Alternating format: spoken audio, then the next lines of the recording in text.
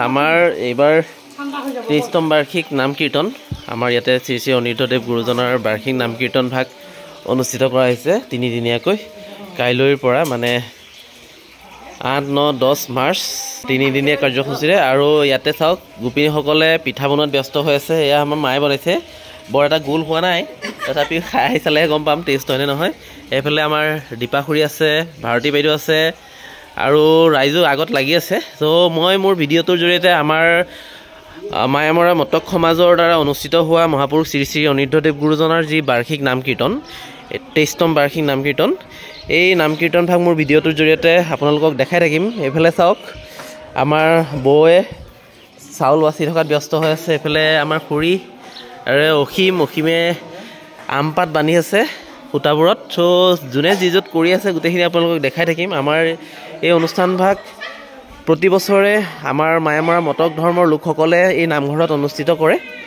চ' আপোনালোকক দেখাই আছোঁ এইফালেও ৰাতিপুৱাৰ পৰা সকলো নিজৰ কামে কামে ব্যস্ত হৈ আছে লাগি আছে আৰু ইয়াতে বাঁহখিনি কটা হৈছে বাঁহখিনি কটাত ময়ো অকণমান সহায় কৰিছোঁ এবাৰ অকণমান মোৰ স্বাস্থ্যটো ভাল নহয় কাৰণ মই আপোনালোকে গম পায় অলপ মই ফুৰিব গৈছিলোঁ আৰু তাৰ যিটো ক্লাইমেট সেই ক্লাইমেটটো ভাল নহয় আহি মোৰ একদম জ্বৰ নিচিনা ফিল হৈ আছে গতিকে যিমান পাৰিছোঁ কৰিছোঁ মই আমাৰ মামীহঁতে সেইফালে চাহ আৰু পিঠা বিলাই আছে বৰ পিঠা এইটো আমি বৰ পিঠা বুলি কওঁ তো কেনেকুৱা হয় মই টেষ্ট কৰি চাম এইফালে মামী লাগি আছে মমী খুৰী আছে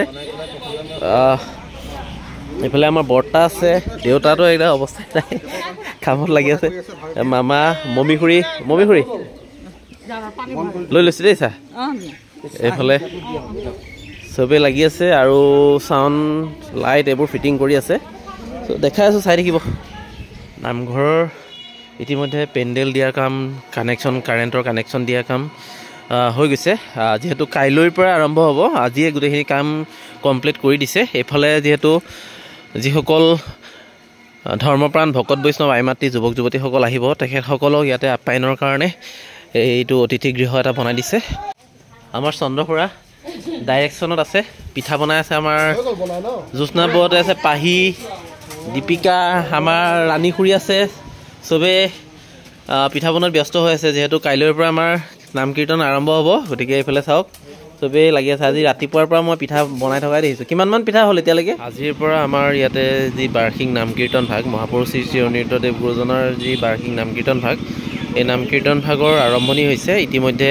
আমি আমন্ত্ৰণ কৰি অনা বিহালী ৰাংচালীৰ ভকত বৈষ্ণৱ আমাৰ মাজত উপস্থিত হৈছেহি আৰু তেখেতসকলক আদৰিবৰ কাৰণে আমাৰ নিজ বিচনা মটকৰ আই মাতৃ ভকত বৈষ্ণৱে এই ভকত বৈষ্ণৱসকলক আদৰিছে আৰু মোৰ এই ভিডিঅ'টোৰ জৰিয়তে আমাৰ মহাপুৰুষ শ্ৰী শ্ৰী অনিৰুদ্ধদেৱ গুৰুজনাৰ বাৰ্ষিক নাম কীৰ্তন ভাগ কেনেকৈ অনুষ্ঠিত কৰা হয় বা কি ধৰ্মীয় ৰীতি পৰম্পৰা আমি অৱলম্বন কৰোঁ এই অনুষ্ঠান ভাগ অনুষ্ঠিত কৰিবৰ কাৰণে গোটেইখিনি মোৰ ভিডিঅ'ৰ জৰিয়তে আপোনালোকক দেখাই থাকিম তো আশা কৰোঁ ভিডিঅ'টো আৰম্ভণিৰ পৰা শেষলৈকে আপোনালোকে উপভোগ কৰি থাকো মই যিমান পাৰোঁ আপোনালোকক দেখাই যাম চাই থাকিব আপোনালোকে ভিডিঅ'টো নিশ্চয়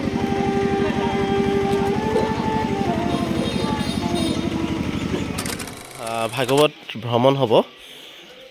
ভ্ৰমণ হ'ব গতিকে প্ৰত্যেকৰে পদূলিয়ে এনেকৈ চেলেং পাৰি দিয়া হয় আৰু ধূপ ধূনা চাকি বন্তি লগোৱা হয় আৰু যেতিয়াই ভাগৱত ভ্ৰমণ হ'ব ভাগৱত লৈ অহা ব্যক্তিজনৰ চৰণত আমি সেৱা লওঁ এইফালে আমাৰ ঘৰৰ পদূলিত আৰু আগতো তেনেকৈ পদূলিয়ে এনেকৈ চেলেং পাৰি দিয়া হয় ধূপ ধূনা চাকি বন্তিৰে ভকত আদৰা হয় চ' এতিয়া ভাগৱত ভ্ৰমণৰ কাৰণে আমি সকলোৱে সাজু হৈ আছোঁ আৰু আমাৰ গাঁৱৰ এইফালে চাওক প্ৰত্যেকৰে পদূলিয়ে এনেকৈ চেলেং পাৰি দিয়া হয় এইফালে এখন মাহীহঁতৰ ঘৰ সেইফালে খুৰী আহি গ'ল আৰু ইমান ধুনীয়াকৈ সাজি কাচি চাদৰ মেখেলা পিন্ধি ৰখি আছে সেৱা ল'বৰ কাৰণে আৰু এয়া ভাগৱত ভ্ৰমণৰ কাৰ্যসূচী ভাগ মই আপোনালোকক মোৰ ভিডিঅ'টোৰ জৰিয়তে বোলো দেখুৱাওঁ চাওক ভকতসকল আহি আছে আৰু আমাৰ এই প্ৰতি বছৰে মহাপুৰুষ শ্ৰী শ্ৰী অনিৰুদ্ধদেৱ গুৰুজনাৰ এনেকৈ ফাগুনৰ কীৰ্তন বুলিও কয় বাৰ্ষিক নাম কীৰ্তন ভাগ অনুষ্ঠিত কৰা হয় এইফালে পদ্মপুৰা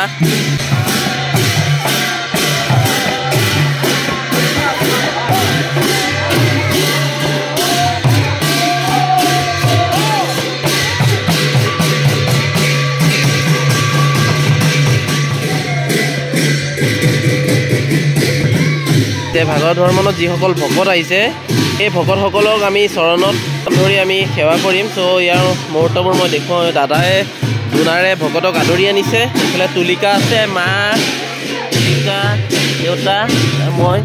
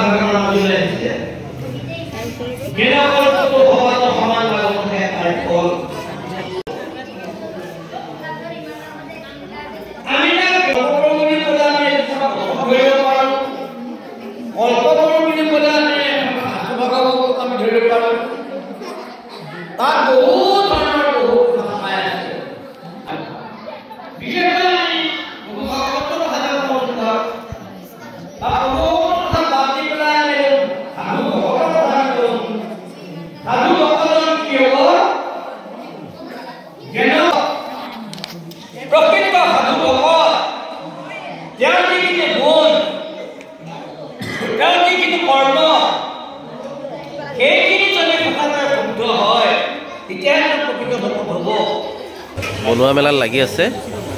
ভাত, দালি, কিবা কিবি আৰু সেইফালে বেঙেনা বৰা বনাই আছে অমল দাই। তো যোনে যেনেকৈ পাৰিছে কামে কামে লাগি গৈছে, হাতে কামে লাগি গৈছে।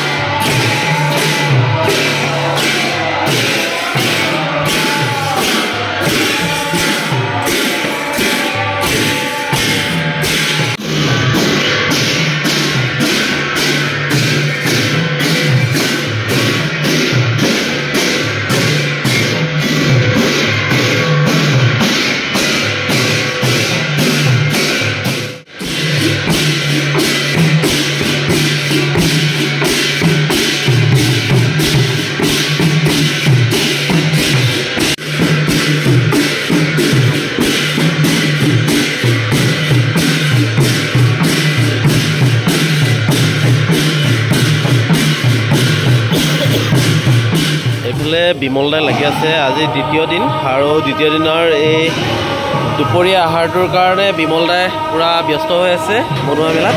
বিমল দা কি আয়োজন আছে? দালি ভাজি আৰু পাপৰ হ'ব। ঠিক আছে।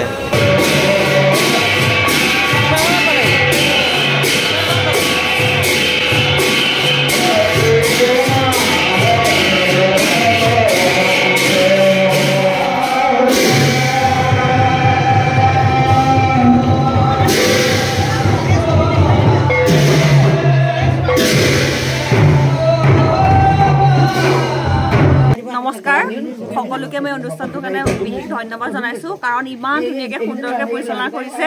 গোটেইখিনিয়ে 3 দিন ধৰি ধুনীয়াকৈ কাৰ্যসূচী চলাই নিছে, তাৰ বাবে চবকে ধন্যবাদ জনাইছোঁ। ধন্যবাদ, বৰ ধুনীয়াকৈ ক'লে, ভাল লাগিছে। আৰু এইফালে বৌৰ হাজবেণ্ড একদম ৰাতিপুৱাৰ পৰা লাগি আছে, অহৰহ একদম নন ষ্টপ লাগি আছে। এইফালে বিমল দা কেনেকুৱা লাগিছে? কৃষ্ণ ভাগৰো নালাগে ন এনেকুৱা অনুষ্ঠানত? এনেকুৱা অনুষ্ঠানতনো কিয় ভাগৰ লাগিব?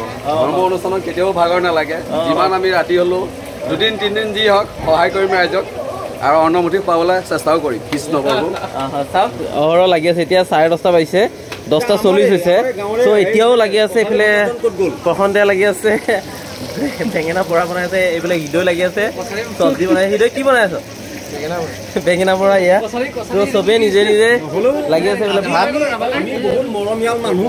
আমাৰ আজি এটাই ভাল লাগিছে, আমাৰ মাজত গাঁওখনত এনেকুৱা এজন কছাৰী মানুহে আমাৰ ছোৱালীজনী বিয়া পাতি লৈ গ'ল। সেই মানুহজনক আজি মই এতিয়া পোৱা নাই। ইমানেই কষ্ট কৰিছে, যথেষ্ট কষ্ট কৰিছে। ডেক্সি কেৰাহীৰ পৰা ধৰি চব। ৰাইট। আৰু সেই মানুহজন হৈছে ৰাভা সম্প্ৰদায়। তেওঁলোকৰ জনগোষ্ঠী হৈছে ৰাভা, কিন্তু মটক ছোৱালী বিয়া পাতিলে তেওঁ আজি আহি মটক গাঁৱতে ইমান নাম কীৰ্তন লাগি ভাগি দিছে। একদম ধন্যবাদ দিছো। শুৱলা ভাষাৰে কথা কৈ আছে। তেখেতৰ ৱাইফ হৈছে এইগৰাকী আমাৰ মাজনী বৌ। ধুনীয়া লাগিছে, ভাল লাগিছে, বঢ়িয়া। এই অনুষ্ঠান ভাগ কেনেকুৱা লাগিছে আপুনি কওক? আপুনি ইমান ব্যস্ততাৰ মাজতো আহি আমাৰ এই সমাজক সময় দিছেহি, আপোনাৰ অনুভৱ কওক। এইখন ধৰ যিখিনি সমাজত আহি যোগদান কৰি কাম কাজ কৰি আছোঁ, বা ৰাইজৰ যিটো এই গায়ন বায়ন যিখিনি মানে সমাজত যিখিনি পাইছোঁ সেইখিনি বৰ সুখী হৈছোঁ। তাৰ মাজতে আৰু ময়ো নিজে মানে ৰন্ধা বঢ়াত মানে ব্যস্ত কৰি চব ৰাইজকে অলপমান সুবিধা কৰি সহায় কৰি দিছোঁ আৰু। ধন্যবাদ।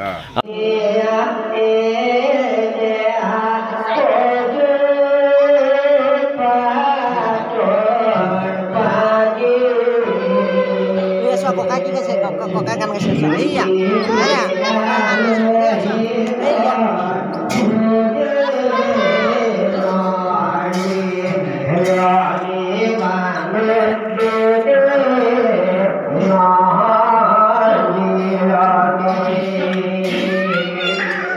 কি বিলাইছে? নিমখ। এইফালে আমাৰ পদুম খুৰা একদম লাষ্টত আৰু দেই, সকলো ৰাইজক খোৱাৰ পাছত। এইফালে আমাৰ অংকুৰ আৰু পিকুৱে একদম লাষ্টত। আৰু এইফালে বাবালি আছে, প্ৰসন্দা আছে, অজদা আছে। আৰু কি আয়োজন কৰিছে মই দেখাই দিছোঁ দেই। দালি, বেঙেনা বৰা, আৰু এইফালে চালাড, ভাজি, এইফালে আৰু আচাৰ। এইফালে বাবালি